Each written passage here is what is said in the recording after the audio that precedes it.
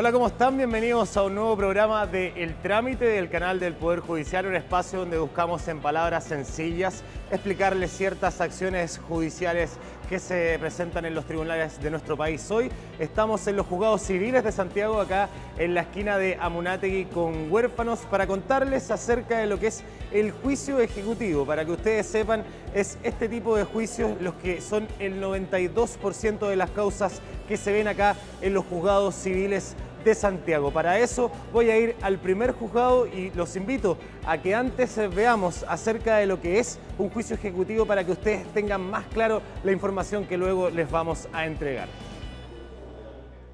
El juicio ejecutivo es el método más simple y rápido para que una persona o empresa cobre una deuda. Para esto, los tribunales requieren de un título perfecto, que es un documento judicial que acredite el monto a pagar, como lo son todos aquellos firmados ante un notario. Si ese documento no existe, opera el mecanismo de gestión previa al juicio ejecutivo. En este trámite, el deudor tiene la posibilidad de reconocer la veracidad de los documentos o alegar que han falsificado su firma. Una vez ocurrido esto, los tribunales darán plazo al deudor o ejecutado para que explique por qué no ha pagado su deuda, lo que será comunicado y contestado por el adeudado o ejecutante para que los tribunales dicten una sentencia. En caso de que el deudor o ejecutado no pague, la ley faculta a un ministro de fe externo del Poder Judicial a que remate sus bienes y así saldar la deuda y los gastos operacionales de este procedimiento. Durante este periodo, el deudor o ejecutado podrá ir abonando el monto que debe y solo el adeudado o ejecutante decidirá si con esto se da por concluida la deuda o sigue adelante con el remate. Bueno, ya hemos llegado hasta el piso 15 de los juzgados civiles de Santiago. Específicamente esta es la parte del mesón del primer juzgado civil de Santiago. Es acá donde los abogados vienen a presentar sus escritos y ver cómo van sus causas. Y es aquí también donde esperamos poder explicarles más acerca de lo que es el juicio ejecutivo. ¿Cómo le va? Hola, ¿cómo está? Bien, pues oiga, ¿nos podría ayudar para saber más acerca de este tema? Por supuesto, aquí los estamos esperando, en la sala de proveedores, en la sala de audiencia, para que todos puedan aprender un poco más acerca del juicio ejecutivo. Muchísimas gracias. De nada. Vamos a seguir entonces en este camino para saber sobre este tema. Nos encontramos en la sala de proveedores del primer juzgado civil de Santiago, donde nos van a ayudar para saber más acerca de este tema. Hola, ¿qué tal? ¿Cómo te va? Sebastián, mucho gusto. Él es Andrés Retamal, es el oficial cuarto titular del primer juzgado civil de Santiago, que nos va a ayudar acerca de este tema del juicio ejecutivo. Andrés, cuéntanos. Tenemos entendido que hay dos fases previas para poder entablar un juicio ejecutivo. Acá nos puedes contar la primera, que vendría a ser una fase previa antes de llevar a cabo el juicio ejecutivo. Bueno, esto sucede básicamente porque la ley otorga valor, digamos, a ciertos títulos que pueden considerarse perfectos o imperfectos. Aquellos títulos que son imperfectos requieren una tramitación previa, que en el caso de los cheques, letra y pagaré, sería la notificación de su protesto, para lo cual se requiere simplemente la notificación de dicho protesto en términos judiciales, donde la persona tiene en términos muy genéricos, digamos, el procedimiento, 3 días desde su notificación para pagar o para oponer tacha de falsedad a su firma. Eso quiere decir que la persona dice, a mí me falsificaron la firma. Exactamente. En el caso, recordemos que estos títulos imperfectos son aquellos que no tienen las formalidades habilitantes para ser título perfecto. Por lo tanto, podría perfectamente alegar la falsedad de dicha firma. En el caso de que, pasados los 3 días de su notificación legal, no concurran estos dos requisitos, se perfeccionaría dicho título y permitiría, digamos, como título perfecto, comenzar propiamente tal con el juicio ejecutivo.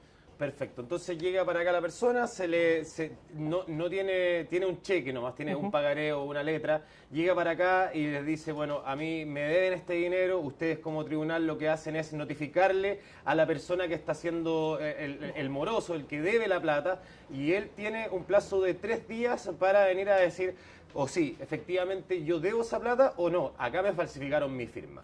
Exactamente. Y de ahí, terminada esa fase, podemos empezar ya a hablar de que se entabla ya el juicio ejecutivo. El juicio ejecutivo, como requisito esencial, es que conste una obligación no cumplida en un título ejecutivo perfecto para poder iniciarla.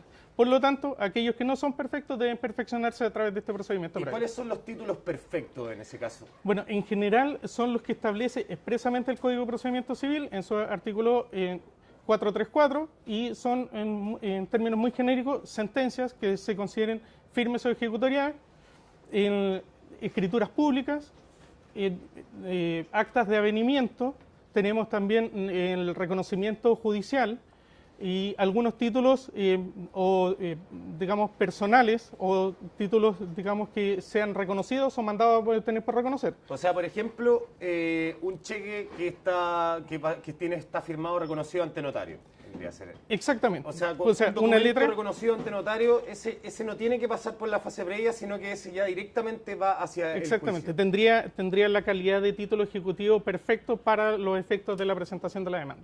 Pasamos directamente al juicio ejecutivo. ¿Qué es lo primero que sucede cuando ya son títulos perfectos los que estamos, o sea, ya están listos para poder pasar a un juicio ejecutivo? Bueno, habiéndose cumplido los requisitos esenciales, digamos, y la fase preliminar de todo escrito, porque aún el procedimiento debe ser por escrito. Pasando la primera fase o la admisibilidad de la demanda, el tribunal ordena despachar lo que se denomina mandamiento de ejecución y embargo, que da lugar al segundo cuaderno, digamos, del procedimiento ejecutivo. Este mandamiento debe tener 3 elementos básicos. Uno, la orden de requerir de pago al deudor por la cantidad señalada en el título perfecto. O sea, quiere decir que primero lo que se le hace a la persona es decir, oiga, ¿sabe qué? Usted está demandado, se le notifica que usted está demandado y usted tiene que pagar. Tiene que pagar la cantidad que aparece en el título. ¿Y eso qué plazo más o menos se le da a esa persona? La persona debería pagar en el acto, o puede oponerse a la gestión propiamente tal. Para ello tiene un plazo legal que va a depender desde cuándo se le realice el requerimiento de pago. ¿Ya? Ese plazo, de acuerdo a la norma, se establece que una vez requerido de pago se tiene 4 días y el requerimiento de pago se efectúa en la comuna donde se encuentra el tribunal.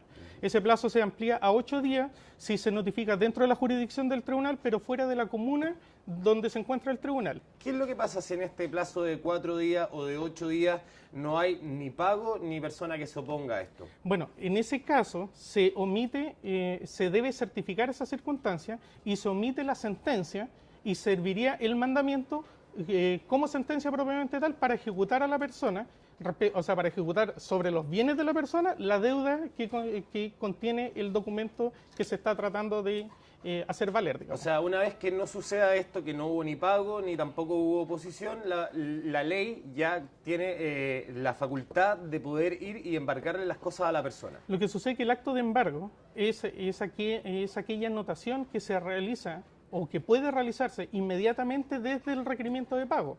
El mandamiento, las otras 2 menciones que tiene, además de la orden de requerir de pago, es la orden de trabar embargo sobre bienes suficientes del deudor en caso de no pago y la designación de un depositario provisional de esos bienes. La gente en general tiende a confundir el acta de embargo o la realización de la diligencia de embargo con el retiro de especies.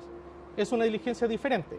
El retiro de especies no puede efectuarse sino ocurriendo 2 circunstancias. Habiendo opuesto excepciones, se haya dictado sentencia rechazando dichas excepciones o habiéndose certificado que la persona no opuso excepciones dentro del plazo.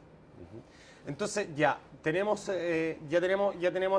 este plazo y viene ahora una parte donde el tribunal tiene que ordenar el tema de ir ya a la casa de la persona y evaluar los bienes. ¿Cómo transcurre el juicio ejecutivo en esas fases? Bueno, el ministro de Fe encargado de estas diligencias generalmente es un receptor que lo establece la ley, es aquel que practica la notificación de requerimiento de pago. En el caso de no pago, practica un embargo, que es la anotación de bienes suficientes o equivalentes por una tasación que él mismo realiza para cubrir el capital señalado en el documento más los intereses y las costas. Perfecto. O sea, esta llega y dice, bueno, ya no ha ido, no ha pagado esta persona. Ahora corresponde entonces ir y evaluar qué bienes tiene, si es que esto es lo que está deudando, y además de eso le tengo que sumar todo lo que va a ser el procedimiento del martillero, de todo lo que todo lo que conlleva el que se pague este juicio ejecutivo. Así es. ¿Cuántos más o menos son los periodos de tiempo que transcurren entre que una persona, entre que el juicio, entre que se notifica a la persona de que tiene que pagar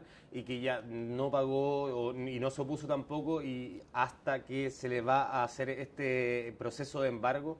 Bueno, haciendo nuevamente la distinción respecto de la diligencia de embargo con el retiro, que implica subastarle las especies para poder dar pago a esta obligación, un demandante diligente podría en un mes y medio estar en condiciones de subastar los bienes.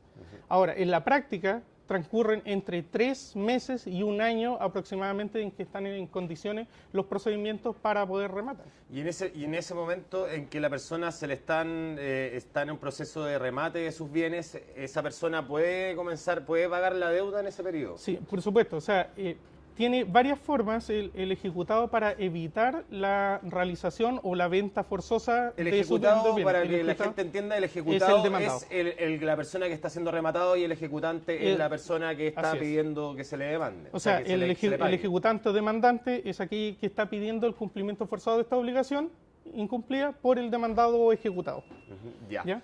Entonces, estábamos en que esta persona puede seguir pagando. Sí, claro, durante el procedimiento, ya sea extrajudicialmente o poder concurrir a los tribunales a consignar, digamos, dentro de, obviamente, de sus posibilidades, siempre considerando que mientras no se pague la totalidad del capital, intereses y costas, el ejecutante puede solicitar al tribunal continuar la ejecución hasta el íntegro pago de dicha suma. Claro, o sea, quiere decir que si yo, por ejemplo, debo 200.000 pesos a una persona y de a poco le iba abonando y tengo 80.000 pesos que estoy abonando, pero todavía quedan 120.000, va a depender netamente de la voluntad de la persona que está pidiendo que le paguen, el decir, o puede decir, ¿saben qué? No, yo quiero llegar hasta las últimas consecuencias y que le rematen las cosas y después él verá, yo agarro mi monto y después él verá su situación. Así es. En la generalidad o en la práctica, se ha demostrado que las personas que pueden ir consignando en los tribunales detienen efectivamente... Consignando es ir pagando, así es. abonando. O sea, ir pagando la deuda, consignando los dineros o depositando en las cuentas corrientes del tribunal,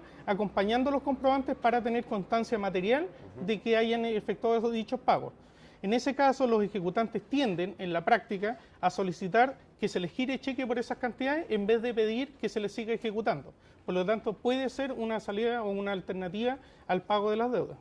Perfecto, Andrés, muchísimas gracias por la información, te agradecemos y bueno, nosotros esperamos que les haya quedado un poco más claro esto del juicio ejecutivo. Nosotros nos despedimos, como siempre, dejando los invitados a que visiten nuestras diversas plataformas digitales del Poder Judicial para que nos sigamos comunicando y respondiendo las dudas que tengan. Que estén muy bien.